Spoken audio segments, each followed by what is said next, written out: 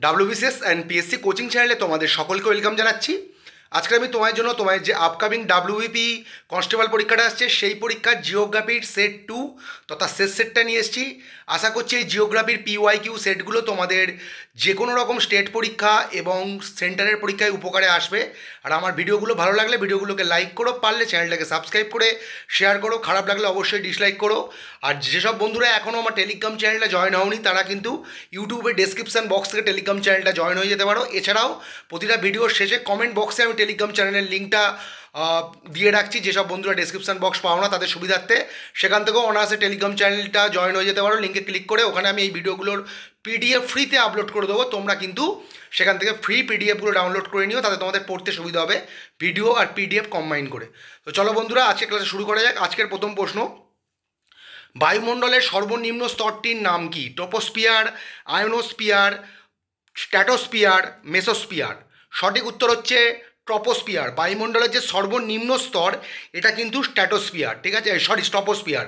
বায়ুমণ্ডলের যে সর্বনিম্ন স্তর এটা হচ্ছে তাকে বলে, সেটা কি? ট্রপোস্ফিয়ার।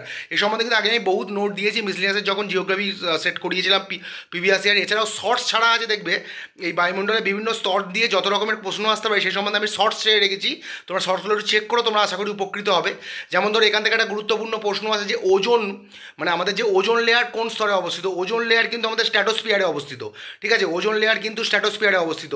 যেমন ধরো পৃথিবীর বায়ুমণ্ডলের সবচেয়ে মানে সর্বোচ্চ স্তর যদি কখনো জানতে চাওয়া হয়, দেখবে ওটা তোমাদের অপশানের ওপর মারতে হবে। কোনো জায়গায় যদি দেখো যে এক্সোস্ফিয়ার আছে, ম্যাগনেটোস্ফিয়ার নেই, তখন কিন্তু এক্সোস্ফিয়ারটাই দেবে। আর এক্সোস্ফিয়ার ম্যাগনেটোস্ফিয়ার দুটো থাকলে তখন কিন্তু ম্যাগনেটোস্ফিয়ার দিতে হবে। এটা কি তোমাদের ওই অপশানের ওপর মানে ভিত্তি করে তোমাদের উত্তরটা দিতে হবে। যদি দেখো যে অপশানে ম্যাগনেটোস্ফিয়ার আছে তখন একদম সঠিক উত্তর ম্যাগনেটোস্ফিয়ার হবে। বায়ুমণ্ডলের সর্বোচ্চ স্তর হচ্ছে ম্যাগনেটোস্ফিয়ার। কিন্তু এটা নিয়ে আরও যদি তোমরা পড়ো অনেক কিছু জানতে পারবে, কিন্তু বেশিরভাগ ক্ষেত্রে দেখবে বায়ুমণ্ডলের সর্বোচ্চ স্তর এক্সোস্ফিয়ার হবে, ঠিক আছে। মানে প্রথমে হচ্ছে টপোস্ফিয়ার, তারপর স্ট্র্যাটোস্ফিয়ার, তারপর হচ্ছে তোমার মেসোস্ফিয়ার, থার্মোস্ফিয়ার বা আয়নোস্ফিয়ার, এক্সোস্ফিয়ার ও তারপর হচ্ছে আমাদের ম্যাগনেটোস্ফিয়ার।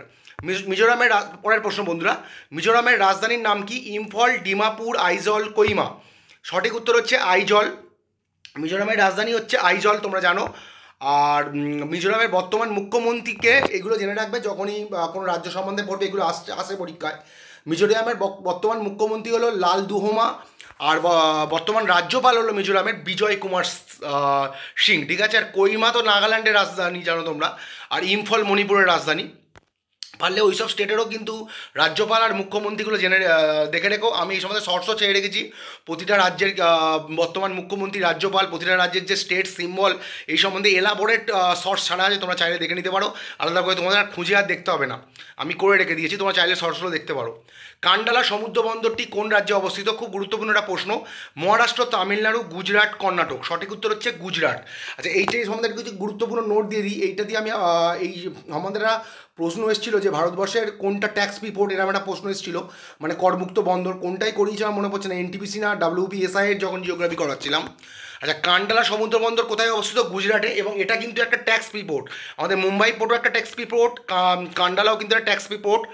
আর এখান থেকে কিছু একটা গুরুত্বপূর্ণ নোট দিয়ে দিই।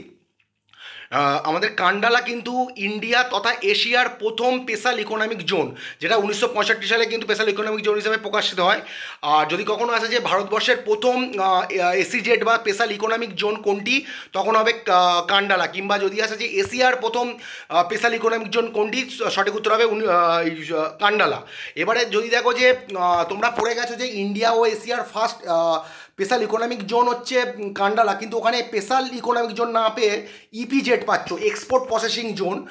তখন কিন্তু তখনও সঠিক উত্তর একই হবে। যদি দেখে যে ভারতের প্রথম ইপিজেড কোনটি বা এক্সপোর্ট প্রসেসিং জোন কোনটি, তখনও কান্ডালা। এশিয়ারও প্রথম ইপিজেড কোনটি, তখনও হবে কান্ডালা, ঠিক আছে।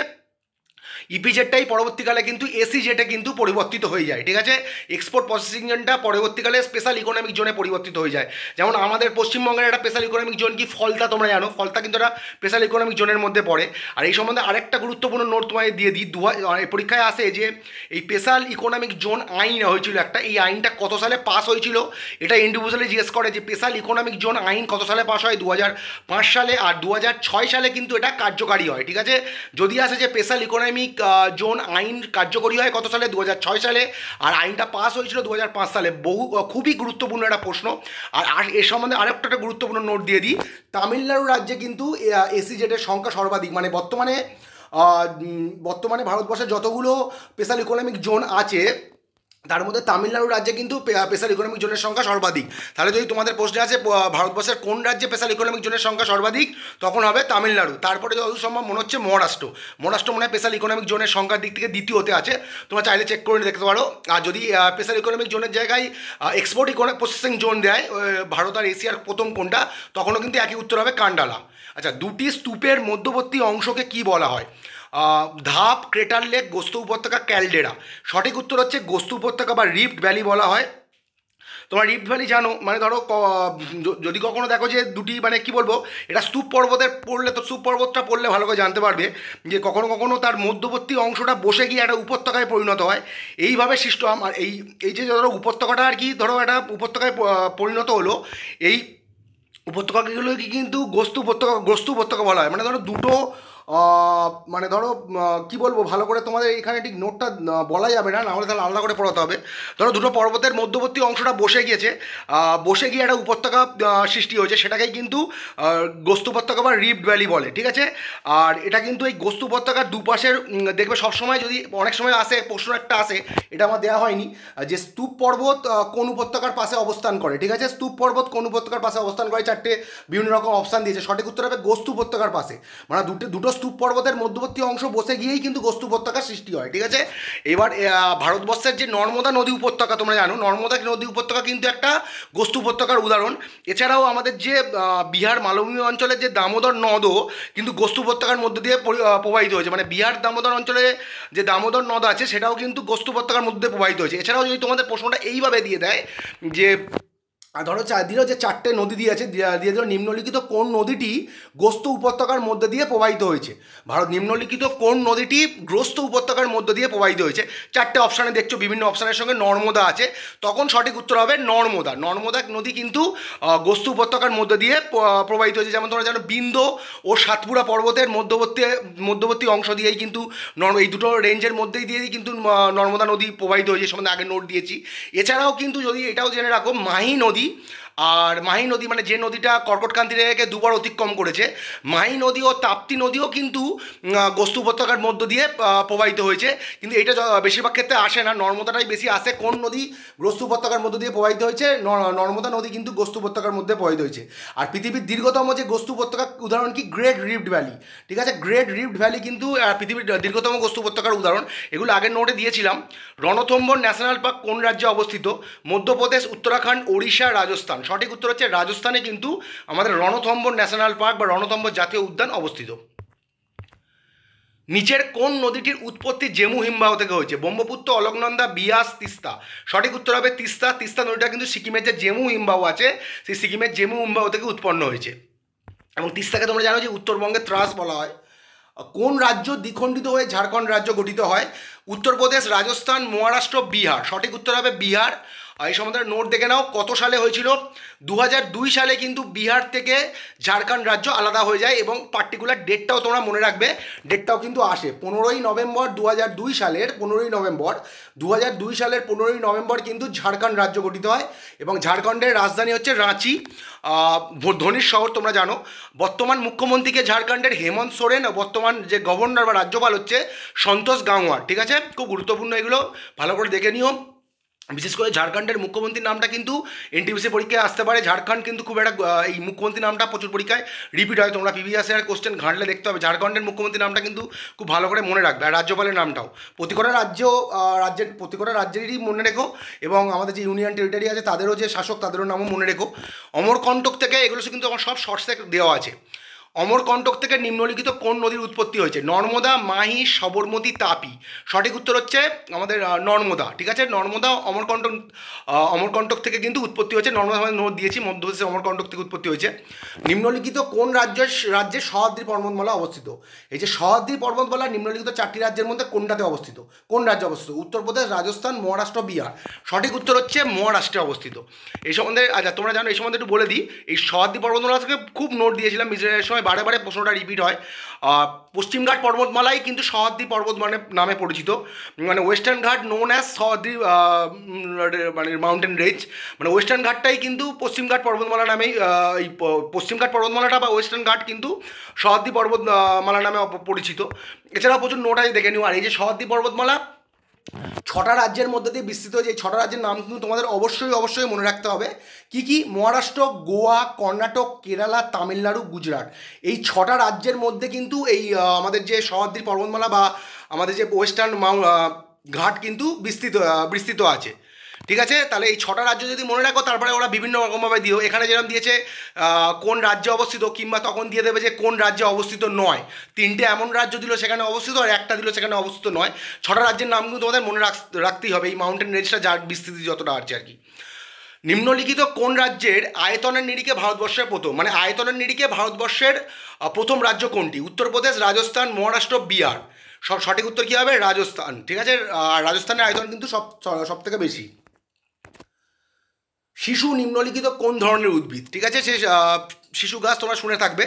ক্রান্তীয় চিরহরিৎ, লবণাম্বু, পার্বত্য, ক্রান্তীয় পর্ণমোচী। সঠিক উত্তর হবে ক্রান্তীয় পর্ণমোচী। শিশু একটা ক্রান্তীয় পর্ণমোচী উদ্ভিদের উদাহরণ। চলো পরের প্রশ্ন। থর মরুভূমি নিম্নলিখিত কোন রাজ্যে অবস্থিত? রাজস্থান, উত্তরপ্রদেশ, মহারাষ্ট্র, বিহার।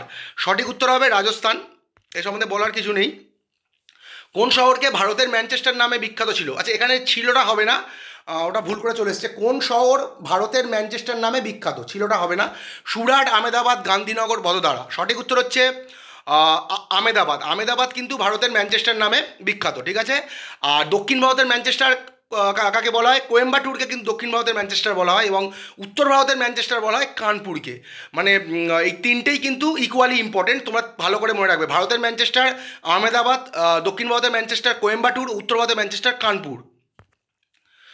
নিচের কোন রাজ্যের সঙ্গে মধ্যপ্রদেশের কোনো সীমানা নেই? মানে এই যে 4টে রাজ্য দেখছো, এই 4টে রাজ্যের সঙ্গে কোন রাজ্যের সঙ্গে মধ্যপ্রদেশ কোনো বর্ডার শেয়ার করছে না? তাহলে কী হবে? উত্তরপ্রদেশ, রাজস্থান, মহারাষ্ট্র, বিহার। সঠিক উত্তর হবে বিহারের সঙ্গে কিন্তু মধ্যপ্রদেশের কোনো সীমানা নেই। তাহলে আর মধ্যপ্রদেশ কোন কোন রাজ্যের সঙ্গে সীমানা শেয়ার করছে? উত্তরপ্রদেশ, ছত্তিশগড়, মহারাষ্ট্র, গুজরাট, রাজস্থান। এই যে 5টা রাজ্য দেখছো, এই 5টা রাজ্যের সঙ্গে কিন্তু মধ্যপ্রদেশ তার সীমানা শেয়ার করছে।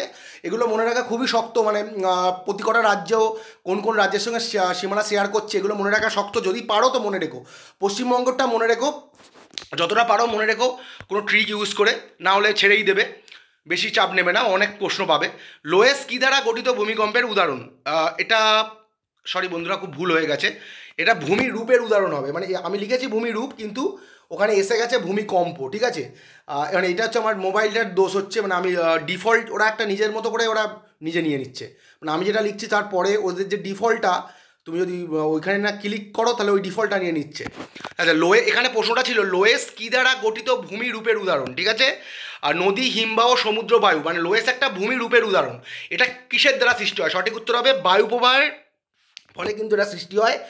লোয়েস কিন্তু বায়ু প্রবাহের ফলে এটা সৃষ্টি হয়। মানে ধরো কি বলবো, বায়ু প্রবাহের দ্বারা ধরো কোনো মরুভূমির অ্যাকশানের ধরো বালি অন্য জায়গায় অনেকটা দূরে গিয়ে সঞ্চিত হয়ে কিন্তু এই ধরনের একটা মানে একটা ভূমিরূপের সৃষ্টি করে, যেটা লোয়েস নামে পরিচিত। মানে এই সময় তোমরা একটু চাইলে তোমরা দেখেও নিতে পারো, মানে কি এখানে এর থেকে বলা বেশি পসিবল নয়। তাহলে লোয়েস সমভূমি কিন্তু বেশিরভাগ ক্ষেত্রে এটাই মনে রাখবে, বায়ু প্রবাহের দ্বারা সৃষ্ট একটা ভূমিরূপ, ওটা ভূমিকম্প হবে না, ওটা ভূমিরূপ হবে। আমি অবশ্যই পিডিএফটা ঠিক করে দেবো, কমেন্টে আর দেবো না। ক্ষেত্রী খনিটি কোন ধাতু উত্তোলনের জন্য বিখ্যাত? লোহা, সোনা, খনিজ তেল, তামা। ক্ষেত্রী মাইন ফেমাস ফর কি, কোনটার জন্য? কপার বা তামার জন্য। ঠিক আছে, ক্ষেত্রী যে খনি, এটা কিন্তু তামা উত্তোলনের জন্য বিখ্যাত, এবং যেটা রাজস্থানে অবস্থিত। ক্ষেত্রী খনিটি কোন রাজ্যে অবস্থিত? রাজস্থানে অবস্থিত। আচ্ছা, কেদারনাথ তীর্থস্থানটি কোন রাজ্যে অবস্থিত? হিমাচল প্রদেশ, উত্তরপ্রদেশ, জম্মু কাশ্মীর, উত্তরাখণ্ড। সঠিক উত্তর হচ্ছে উত্তরাখণ্ডে। কেদারনাথ তীর্থস্থানটা কিন্তু উত্তরাখণ্ডে অবস্থিত। তো চলো বন্ধুরা, আজকের এই পর্যন্ত। আজকে একটা ছোটো ভিডিও, 17টার মতো প্রশ্ন ছিল। তাহলে ডাব্লিউবি কনস্টেবলের কিন্তু আমি হিস্ট্রি ও জিওগ্রাফি পুরো কমপ্লিট করে দিলাম, এবং ধাপে ধাপে আমি এই চেষ্টা করব রবিবারের মধ্যেই আমি পলিটি, স্ট্র্যাটেজিকে আর জেনারেল সায়েন্সটা শেষ করে দেওয়ার। ততক্ষণ পর্যন্ত good day and good night.